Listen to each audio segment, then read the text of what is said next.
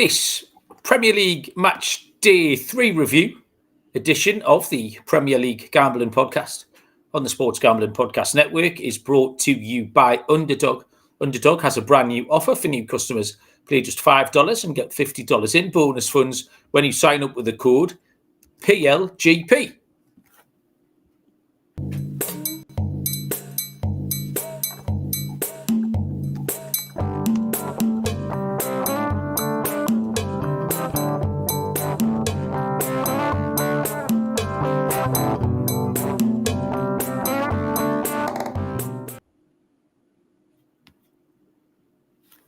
Welcome, everybody, to the Premier League Gambling Podcast on the Sports Gambling Podcast Network. My name is Malcolm Bamford, coming to you from Newcastle upon Tyne in the northeast of England.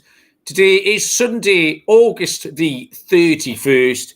We are here to have a look around the weekend of Premier League football that finished round about an hour ago, and indeed cast our eye over the first 3 weeks, really, see what we've learned in the opening couple of match days before we head into this first interminably long and unnecessary international break. Joining me from underneath the nosy cow is Mr. Barry Penaluna. Barry, how are you doing? Evening. I'm very well, thank you. Okay. I've been out dealing blackjack, Barry, for a couple of hours tonight. And I tell you what, I needed it. I was in an absolute funk, like a football funk. We're going to get onto it. Just the anatomy. Malcolm. What? You're only as good as your last pick, Malcolm. You're only as good as your last pick. Yeah? You're only as good as your last pick, Barry. Well, we'll get onto the reason you're saying that in a minute. Because I agree with you. I wasn't in an absolute funk, but it was very easy to fall out with football for the majority of this weekend. So I've been out just to a wedding in the Tyne Bank Brewery, Barry. I think I've been in there with you, actually. We met there once. We were going somewhere. Do you remember? Yeah, true. Anyway, it was canny the night. There was all sorts of things going on. There was dancing girls. They had a massive McDonald's delivery just when I was leaving. A couple who got married in Vegas a few weeks ago, but had that big do tonight. So that's perked me up, just talking to people who weren't depressed about football. I didn't know these people existed, Barry. And I went outside into the world, and there were some actual normal people who weren't as distressed as me about absolutely everything. So I've got some perspective back. But Saturday, Barry, was one of the very worst days I can remember. Certainly since the show started. I think probably that almost coincided with Newcastle being a bit better. But it was just a combination of all sorts of reasons as well. And actually, the picks were shit. Absolute shit. But it got to the point where I just wasn't even bothered about them anymore because everything else pissed me off. Like the picks were the fourth thing on the list, with the fourth reason I was pissed off with absolutely everything. We'll go through it bit by bit, but it was losing picks. It was VAR. It was Newcastle being shit. It was last-minute winners for all my least favourite teams. Strikers on strike. It just left me incredibly disillusioned with the entire thing, Barry. I enjoyed virtually none of it. In fact, I would say absolutely none of it, in fact. So I was pleased it finished and gives us a chance for a little reset. But always with the gallows humour, Barry, we can look back over the weekend in a little minute because I think you actually did worse than me, didn't you? I did, yeah. I mean, nobody could have done much worse. It was an absolute horror show. And as you say, it wasn't even the picks necessarily that annoyed me the most, although I hit nothing yesterday. I lost absolutely every pick. But again, it was you started with a Chelsea match, and that annoyed the hell out of me because it was an absolute shambles, as you say. We'll get onto that in a minute. The Sunderland, the Man United late goals just ruined the 3 o'clock part of the afternoon. The 5:30 game was Newcastle. That was shite. I went out of the last man standing this week. Yeah, it was Man City. And I left 27 points on my bench in fantasy football with Dewsbury Hall, picked up a goal and an assist for Everton. And then I had Juve today with a clean sheet and an assist for West Ham, both sitting on my bench. So 27 points left on the bench. That's more than some people got from their starting 11s this week. It was another bad week. Bob finished on 15. I just came in from work 20 minutes ago and he was showing me his wild card. He's at that stage. He's like, what do you think of this, Dad? This is brilliant. I was like, you can't just say, you told me 3 weeks ago, yes, he was brilliant. I think he's got to be 46 points from 3 weeks. I've been all right this week. I got 62 points as it is. So I've actually had a good week in FPL, but it could have been closer to like 90 points if I'd just... I've had Dewsbury Hall in my team for 2 weeks in a row, and he's done nothing, and then let me down. So I was pleased with the Star goal later on. That got me out of trouble with the FPL, and also my only winning pick of the weekend. Way Crystal Palace double chance, only as good as your last pick. You're only as good as your last pick. I think so, Barry. That does tie. I had a 1 out of 10 once, do you remember? And it was the last pick of the weekend. Because tonight, I had the same pick as you. And I was torn between wanting to win and wanting you to lose. Because you laying a big fucking egg would have been great. Because I think that's as low as you can go. What we've done, Barry, is because you hit that last one, again, by not going down the road, it remains the road ahead, Barry. So there's still the possibility that one of us could limbo underneath that one pick mark. And anyone who has to fucking win, you was that geezer on YouTube moaning. I think he was probably just joking, actually. Yeah, Jody Poke, I think it was, wasn't it? Fair enough, I take it. It was shite. He was right. Yeah, but he could very easily just pick the 9 losers if he thinks you're shite. In which case, you've made everyone, Barry, everyone, an absolute fortune. So we're performing a magnificent service here. By sitting here telling you what's definitely not going to win, I don't know why you weren't all millionaires. So we've still got the challenge of hitting 0 picks. We did have one winner, Barry, on this show. Data Dave. Data Dave was in the winner's circle with the over 2.5 in the Wolves 3 Everton. He absolutely pissed it. He could have got up the ladder, could Data Dave. So he's in profit now. He's bet 2 units and returned 2.2. So if you want to listen to anyone on the show, listen to Data Dave. Let's say hello to the people in the chat first. There are quite a lot of people here, actually. The Backus family were first in, waiting for bars. Callum's here. Danny Midler, I will apologise to. I don't know why, on the last show, Danny wasn't here, but I was going through the Prediction League table, and I said Danny was a Mackham, and I don't know why I thought he was a Mackham. But anyway, Danny's been at great lengths to tell us he's not a Mackham. Is indeed a Newcastle fan. So sorry about that, Danny. I've misgeolocated you, which is terrible behaviour. Harry's here, Chelsea. Joe Dollar, how you doing, Joe? Andy Williams is back from Barbados. Serial, James Mafia as well. Francis G, welcome along. And I think that is everybody who said hello.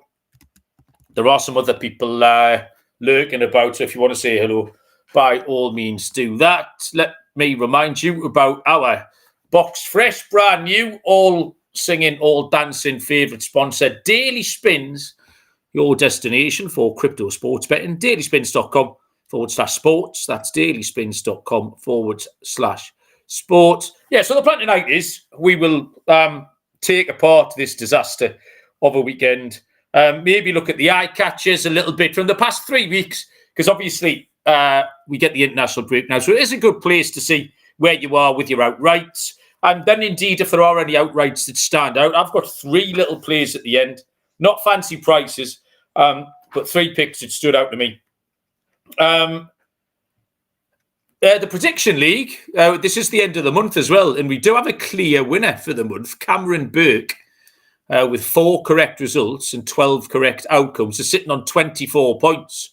1 point in front of Michael Hawthorne, he was second, and then a few people tied third, including Bob Bamford, including Callum Schultz, Cormac Gillespie, all sitting in third. But Cameron Burke is the winner.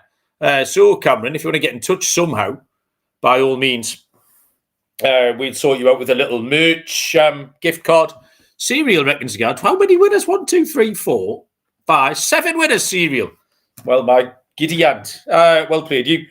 I mean, do you know what? I get that it's cause and effect. I get it's the gambler's fallacy. The minute that Fulham goal got disallowed on Saturday was where I just knew I was wasting my fucking time for the rest of the weekend. It wound me up far more than it should have done. It lost my pick. Or it didn't lose my pick. It put my pick behind the 8 ball because I had Fulham on the handicap, +1.5.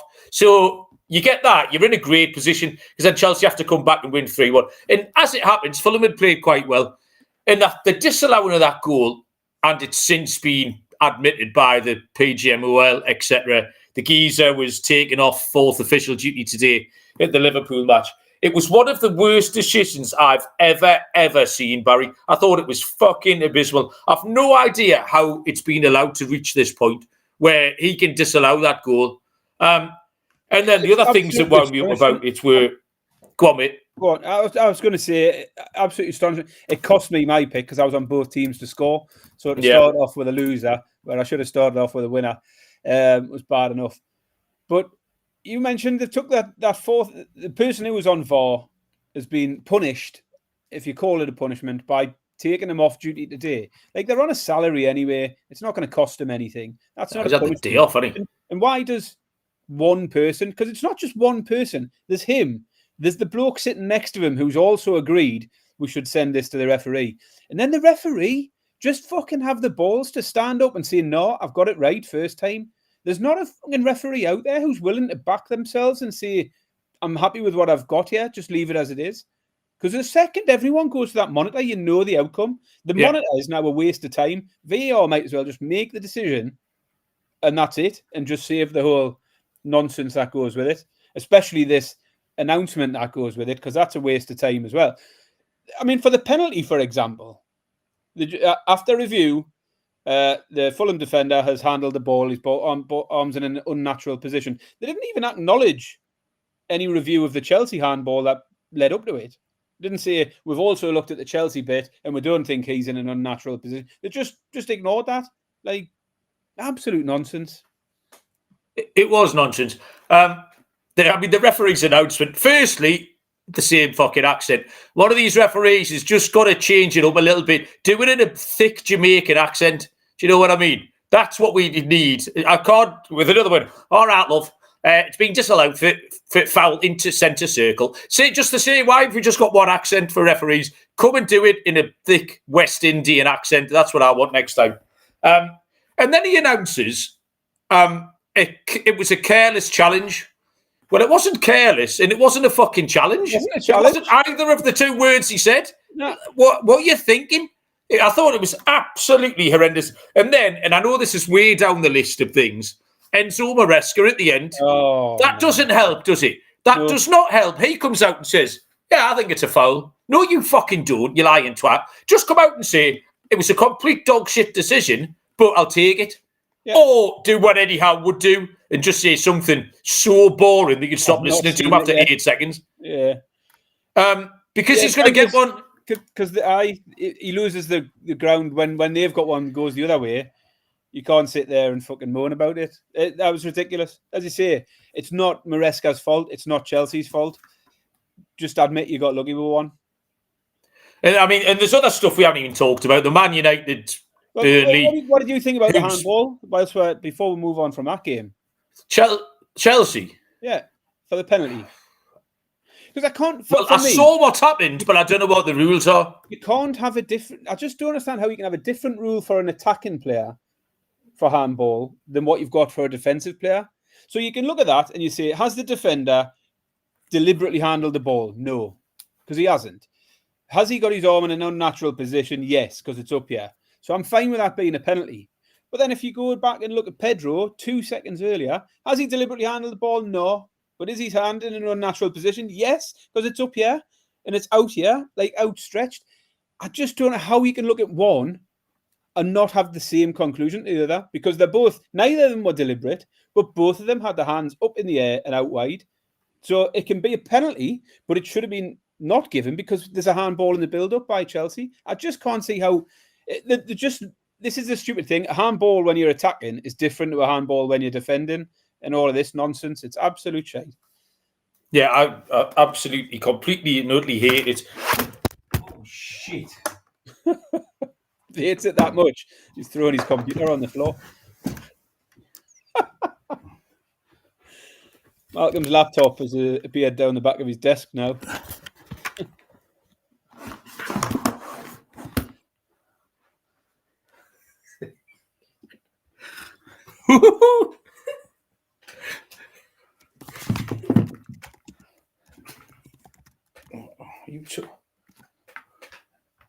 Markham's just plugging back in. I'll make a note of the time so we can edit this out the podcast. 16 minutes. Hello? Drops laptop. Can you hear me? I can hear you now, yeah. There's been an incident, Barry. I know you're angry, but there's no need to throw your laptop away. I got so agitated, I've just launched my laptop across the room. Sorry about that, everybody. Fucking hell. Wow, did you say things? Did anyone notice, Barry, do you think? I think it was perfectly clear what happened. Anyway, can you calm down before we move on to Man United and Sunderland? Well, it's so anyway, whilst we're on the VAR thing, we've got to go to Man United next, haven't we?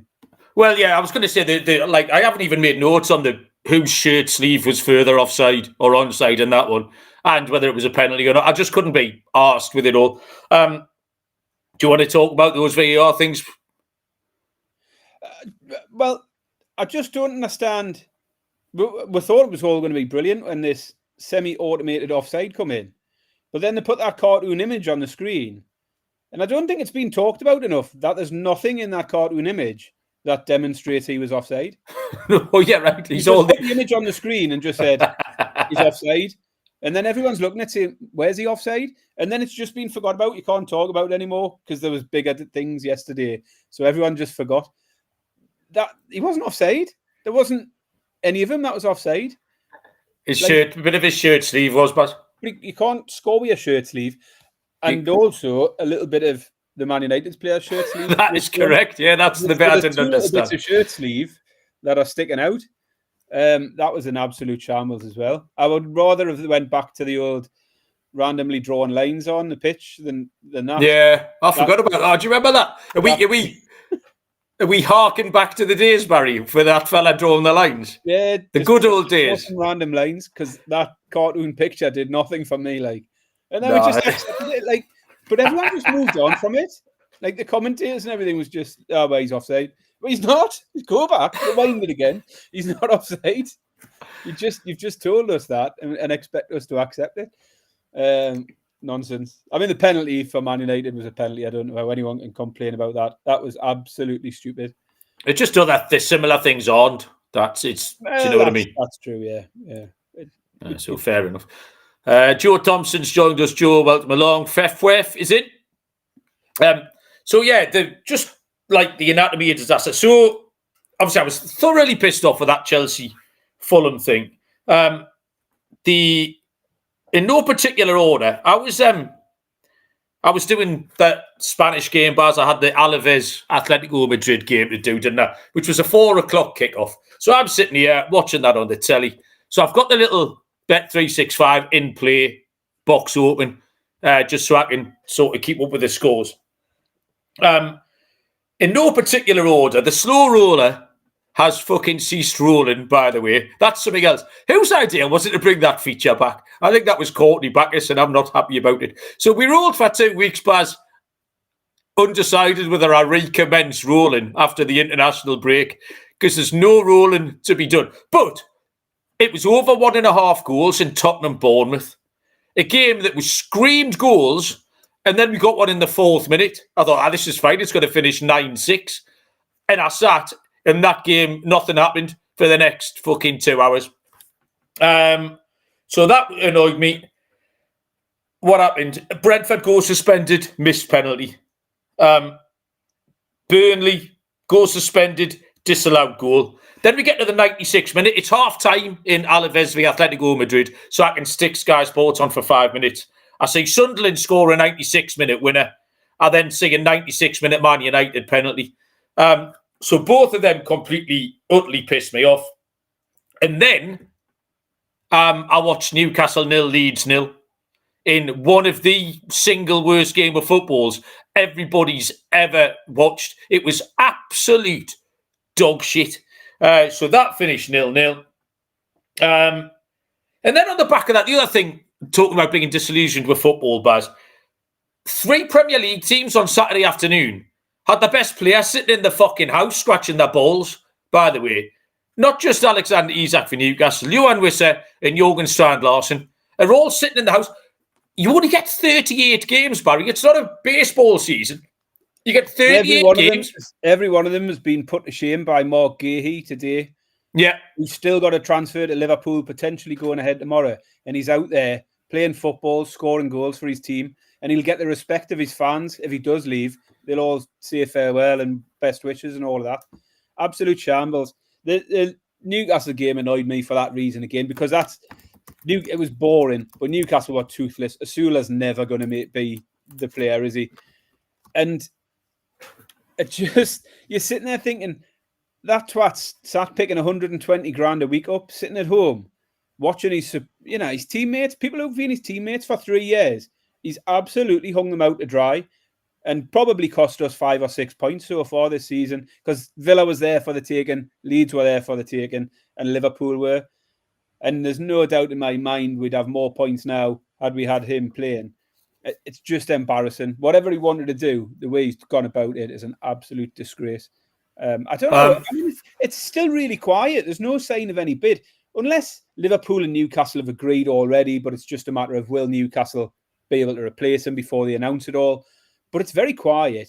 And if it doesn't go ahead tomorrow, I don't know how he comes back in. Surely all them players are looking around as well and just thinking, you fucking let us down, yeah. Like massively, massively let everyone around that club down. Absolute scum. Cannot stand it. It's ridiculous.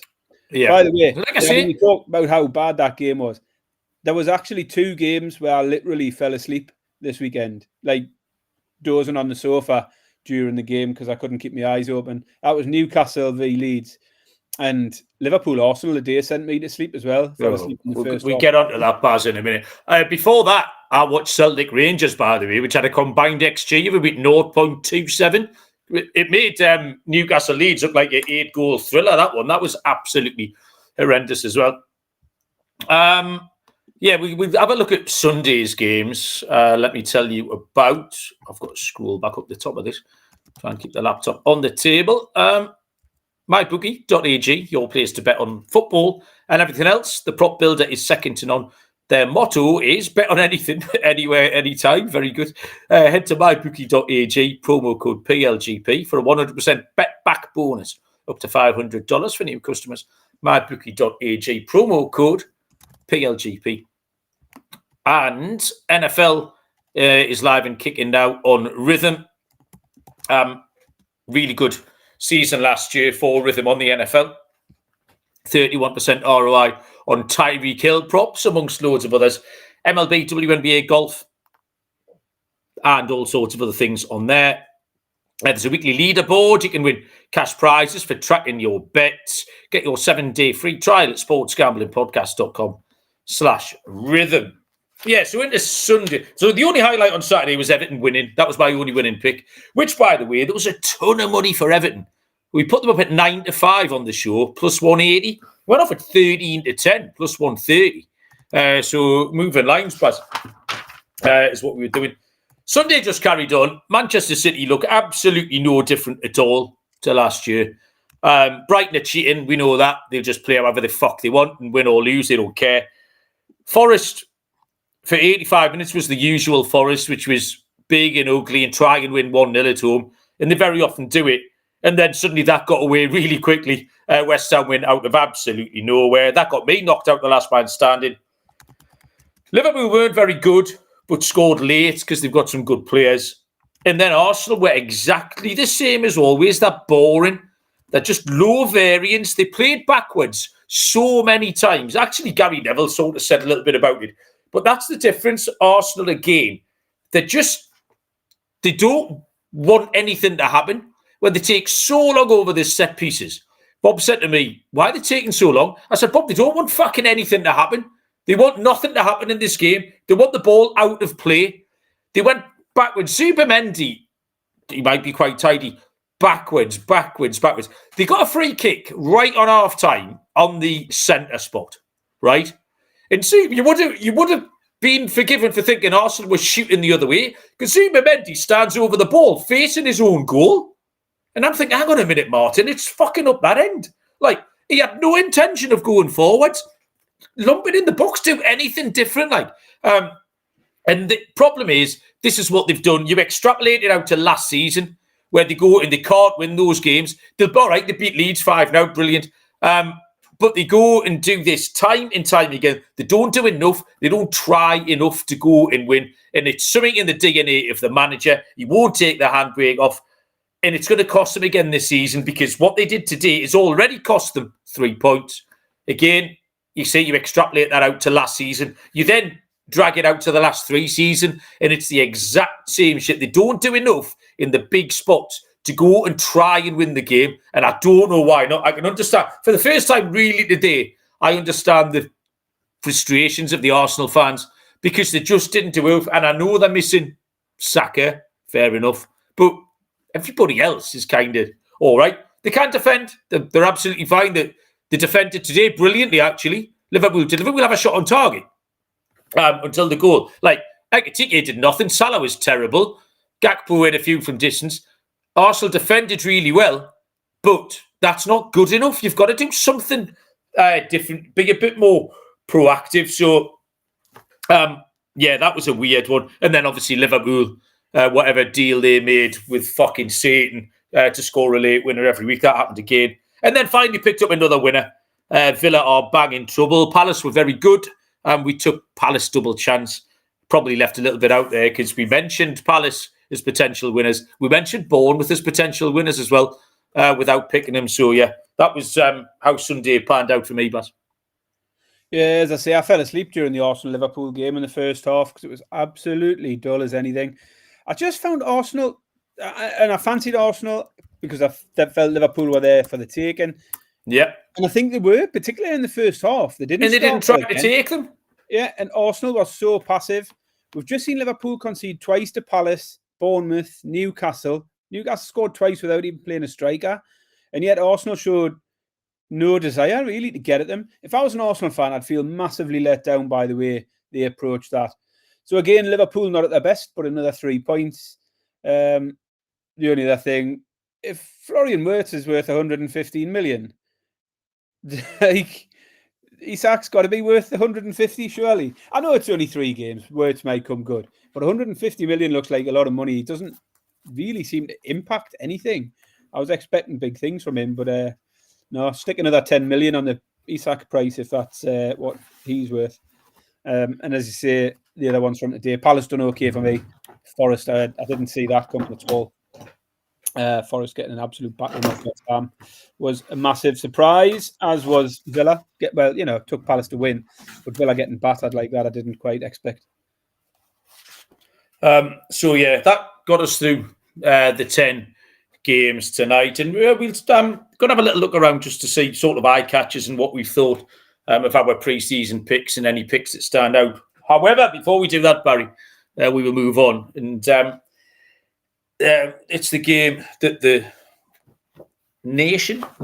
several nations are talking about, Barry. We're back on to kick off here. Now, if you remember last time out, Barry, I punted it long. You knocked it back down the right-hand side to Alessandro Albino. I've got a little decision to make here, Barry. If you're wondering where we are time-wise, I would suggest round about the 20-minute mark.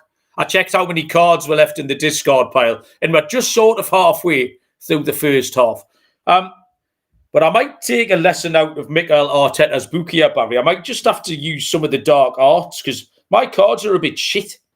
So I might just try and sort of keep the ball in this corner for a little while and see if I can force an error out of you.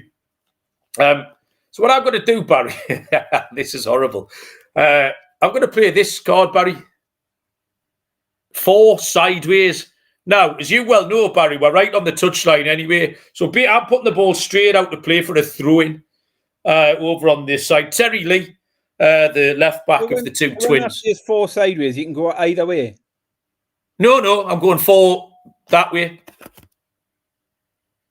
Yeah, it's back to front, obviously, for me. It's back to front, yeah. So I'm going 4 sideways, which takes us off the pitch, which means, Barry, you are taking a throw-in from square E1. So what I'm really trying to do is force you kind of out to play a little bit, Baz. You see, I've stumped him here, sports fans. Have a look at this. You've definitely He's not as pleased now. I'm completely confused now. Yeah. Is this work, Barry? Well, I'm trying to look at the board as well. Yeah, I'm all right. Yeah. You're here. It's where you are. That's back to front. That doesn't help me. Anyway, Malcolm, I've got. What about Yeah, I think that's right, isn't it? Yeah. So I'm going to go diagonal 6, forward 5. Diagonal 6. Oh, bollocks. Towards the goal. Oh, aye. Ah, shit. Right, okay. Well, that's backfired. Because that is actually a shot on target, again, from Alessandro Albino. So, yeah, shot on target, Barry, from you, which I will deal with on the next episode. Very good. I hope everybody enjoyed that. Betty's lying behind me, thoroughly wondering what the fuck we're playing at. She's laughing. That's good. Oh, shit. I haven't enjoyed that little goal, Barry. I'm going to be honest with you. That's a bit of a kick in the pants for me. Right then. I'll tell you what, I'll read some more adverts out. I'll tell you what, the people in the comments absolutely love that. If you just listen to the podcast, you never get in the YouTube. You wouldn't believe the amount of positive reviews and nice things that everyone say about us playing kickoff on this game. Absolutely crazy. Underdog Best Ball Mania all summer long, $15 million in prizes, including $2 million to first place. There's no waiver wire, no arguments. Best Ball is the best way to play fantasy. Underdog is a great place to play pick'em. You can win up to 500 times your entry. Brand new offer. Play $5, get $50 in bonus funds. Use the bonus code PLGP. And we are brought to you by NoVig. NoVig is America's #1 sports prediction market. Since NoVig is an exchange, you know you're getting some of the best prices in the market. 35 states it's available in. Download the NoVig app and get $50 when you spend $5 if you use our promo code SGPN. Get on the action with NoVig, promo code SGPN. Right then. No, Callum, this is not first goal the winner. We are going to play the entirety of this pack twice, as is the rules of the game. Some breaking news I've just seen. It's nothing to do with this. It's not even that exciting, really. But I can't get my head around it. Chelsea yesterday losing Liam Delap to injury, and then telling Nicholas Jackson he had to come all the way back from Germany because they weren't going to let him go to Bayern Munich anymore. They needed him to sit on the bench.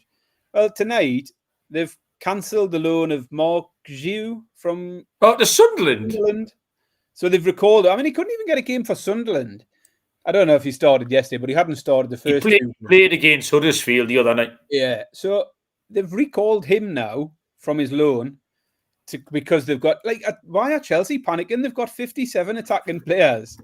Liam Delap getting injured isn't going to be a massive issue for them. And Mark Giu isn't going to play any time for them. So I don't know if that means Nicholas Jackson can now go off to Bayern Munich. But yeah, they have cancelled his loan with Sunderland now. Okay, breaking news there from Barry. So yeah, I mean, in terms of where we stand from the first 3 weeks of the season, I'll go with markets first. I've got some eye catchers later on, but top of the league to win outright. Liverpool are now 6-5. I incorrectly said quite boldly on Wednesday night that Arsenal would be the new favourites clearly after this weekend. Liverpool are clearly the favourites. 6-5 plus 120. Arsenal 15-8 plus 187. Man City, the big movers, out to 7-1. Chelsea into 8, and it's 40-1. But I couldn't put a bet on this at all, Barry. I just don't trust any of them. Liverpool obviously 3 from 3. Not being impressed with them. They were all right today. In that they defended a bit better, but like we said, Arsenal didn't really try very hard. They were bang average against Bournemouth. They were bang average against Newcastle, and I didn't think they were great today. Words might get better. Salah was terrible again. Ekitike has been all right, whether he can maintain that level of form. But I don't trust Liverpool. I've just had a little rant about Arsenal. I don't think they've got the fucking cojones to get it done.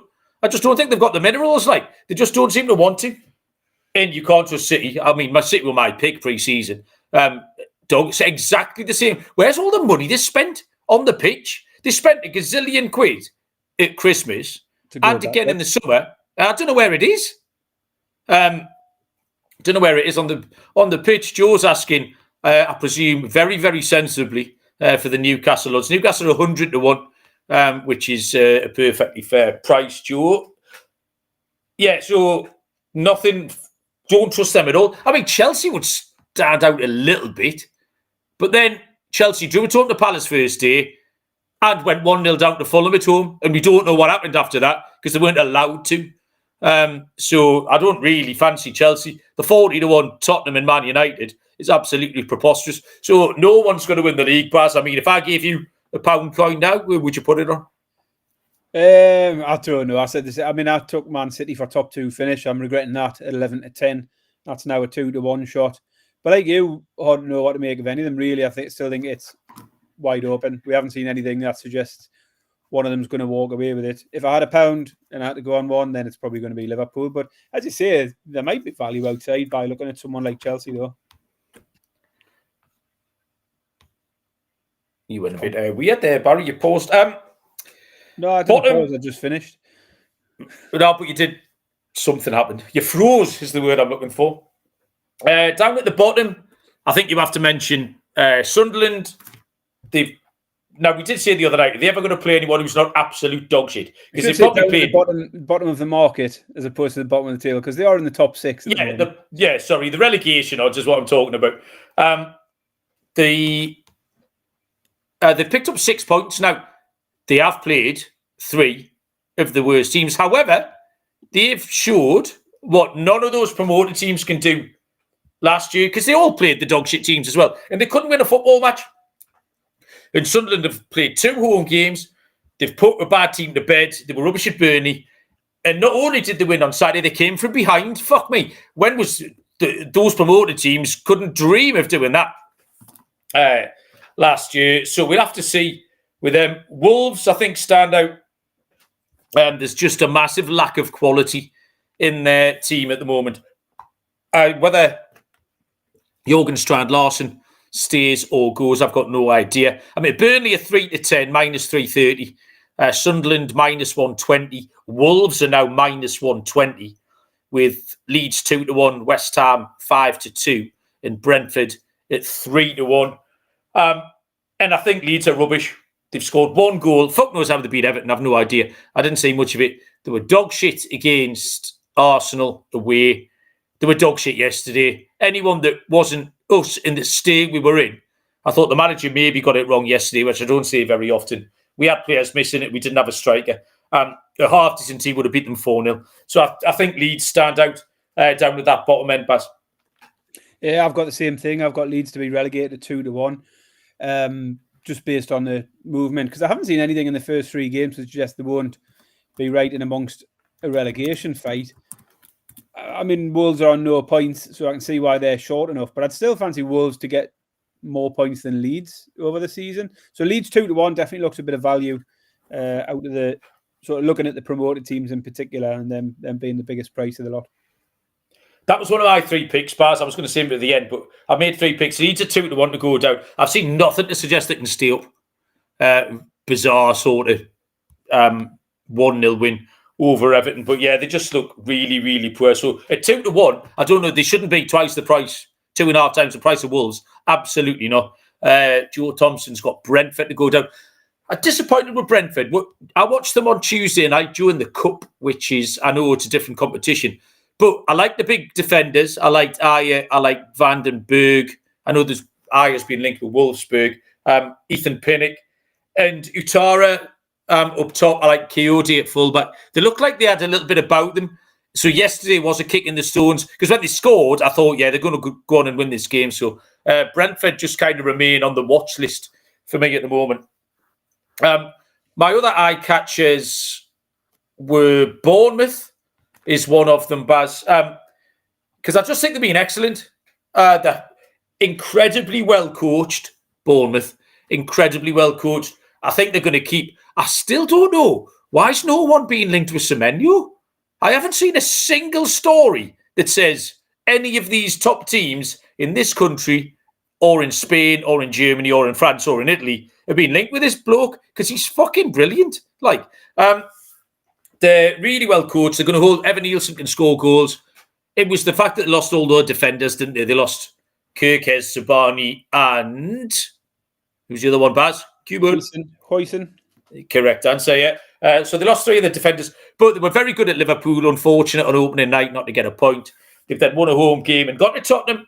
Tottenham didn't make the eye catchers. They would have done, but then they shit the bed on Saturday again. Bournemouth are even money for a top half finish. And I think there's room for them in the top half because Aston Villa are really struggling. Manchester United are not a given by any stretch. That result on Saturday changed absolutely nothing. So I think there's room for a couple of teams to gate crash the top 10. And Bournemouth do look really good. So Bournemouth for a top half finish at evens, Baz. You got anything? Yeah, I've got a top half pick as well, but I've went for Palace. I mentioned before, the Palace form so far this season's no fluke. They finished last season unbeaten in 10, 11 games or something like that. So Palace is a team I definitely like. Plus money still, 11 to 10 for Palace to finish in the top half. And yes, Eze is gone. I think they'll be all right there. They've made a couple of signings. Saw's going to be the main man for them now, I think. Mateta's still there. Saw's still there. There's enough attacking stuff around Palace. Gahey probably will go tomorrow, but I still think Palace will have enough to get top 10. I'm getting 11 to 10 for Palace for the top half.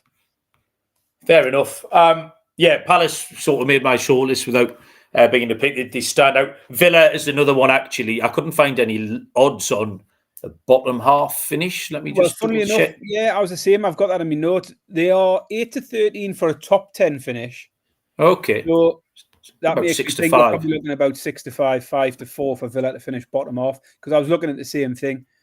I mean, you're reviewing it after 3 weeks.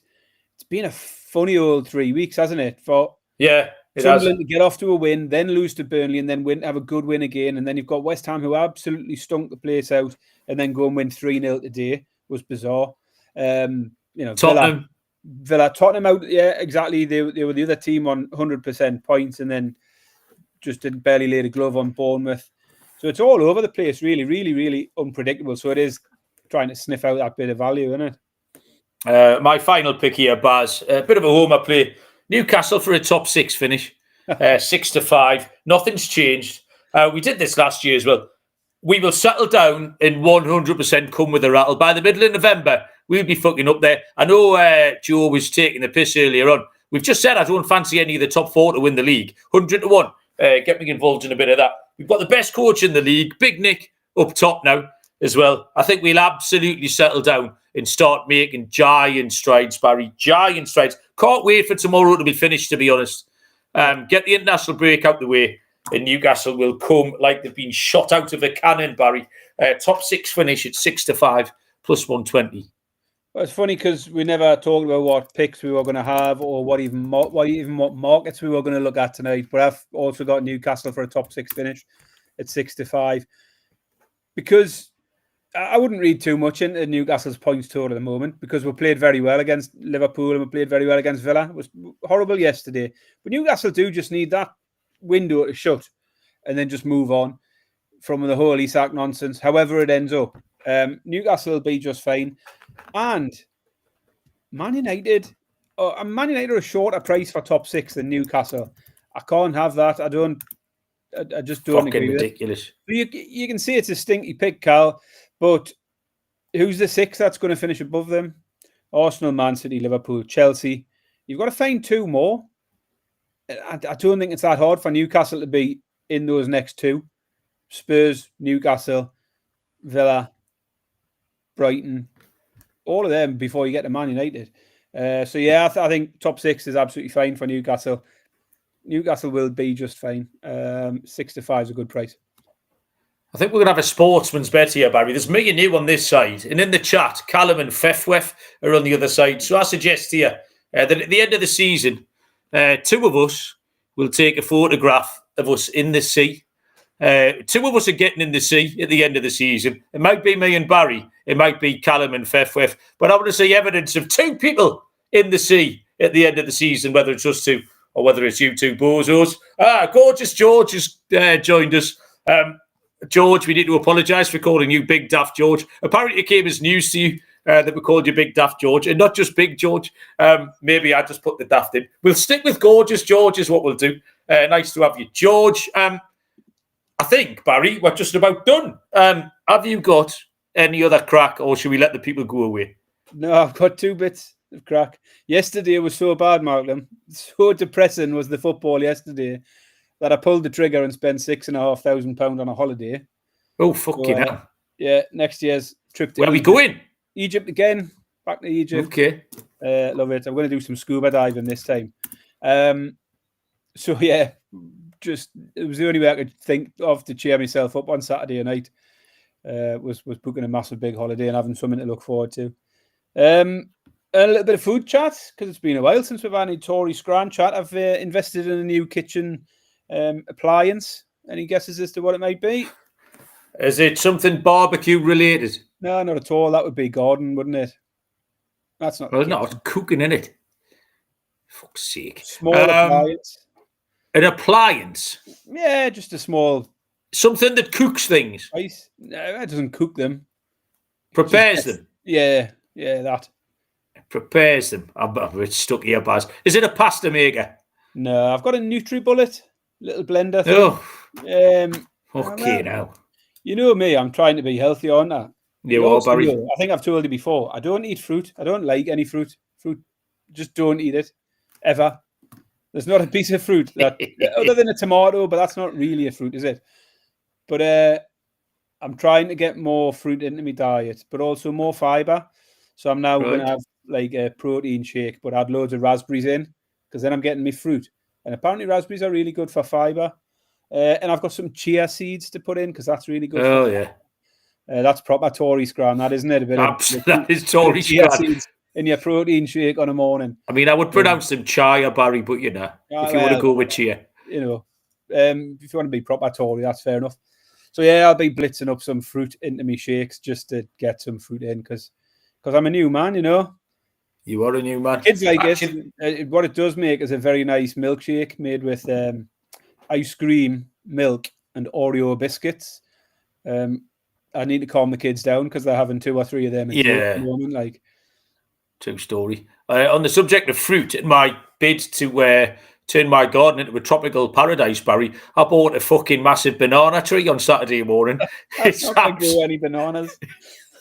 You say that. I'm not a global warming, Barry. I'm going to stick it out there next to the palm tree. I'll put a photo of the banana tree on. It's an absolute beauty. And I was so pissed off last night that I got into the bath and listened to a podcast on the fall of the Mongol Empire. That's what I was doing at 10 o'clock last night. No match of the day, no nothing. In the dark, listening to the fall of the Mongol Empire, Barry. That's how bad the pitch in football. I listened to a podcast about an 80-year-old bloke who's just got out of prison after 30 years after being flying drugs around for Pablo Escobar. Sounds a little bit more interesting than your podcast, I'll be honest. No, I'll answer any questions you've got on the fall of the Mongol Empire. Next time, if you want to write them down, everybody, and put them in the chat. I'm your man. Right, okay. We dragged that bollocks out to 49 minutes. Andy says it's been an epic episode, which, bear in mind, we've made 0 picks. Oh, no. Leeds to get relegated 2-1. 49 minutes for all of that. It's International Week, which means, unfortunately, people, you've got a lot more of this before we can give you another 9 losers on the Premier League. We'll probably do Wednesday or Thursday because it's the old 6 days of international football from Thursday through till Monday or Tuesday or whatever the hell it is. So, yeah, we'll keep your eyes peeled for the schedule, the stream and all that. We'll decide what's going on this week. Barry, thank you very much. This has actually made me feel a shit ton better because at 6 o'clock, I was thoroughly depressed. I've got outside, spoke to normal people. I've come back here and realised it's actually not that deep, Baz. We can sit here and have a giggle with all you idiots and it's fine. So thank you very much. Thank you all the idiots as well who have helped perk us up. Back Wednesday, Thursday with some international picks. In the meantime, have a good week, good luck, and we will see you all down the road. Cheers.